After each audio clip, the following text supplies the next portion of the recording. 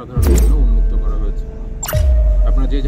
সশস্ত্র বাহিনী দিবস উপলক্ষে মংলায় নৌবাহিনীর যুদ্ধ জাহাজ সর্বসাধারণের জন্য উন্মুক্ত রাখা হয়েছে।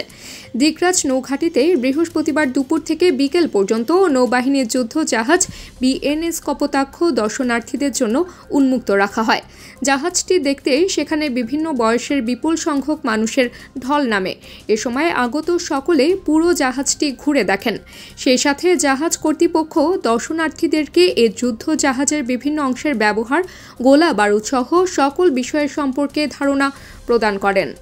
জাহাজটির অধিনায়ক কমান্ডার রাইয়ান বলেন, জাহাজটি উন্মুক্ত রাখার কারণ হল নতুন প্রজন্ম যাতে নৌবাহিনীতে উদ্বুদ্ধ হয়, তারা যাতে দেশ ও দেশের সার্বভৌমত্ব রক্ষায় এই বাহিনীতে যোগদান করে নিজেকে আত্মনিয়োগ করতে উৎসাহিত হন। জনসাধারণের জন্য উন্মুক্ত করা হয়েছে।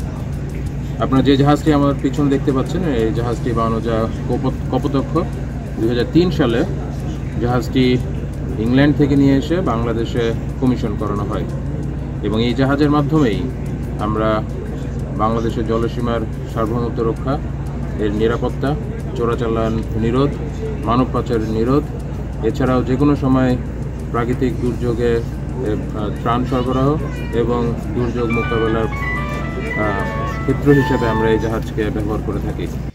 Ali Azim, BMF news, Mongla, Bagerhat.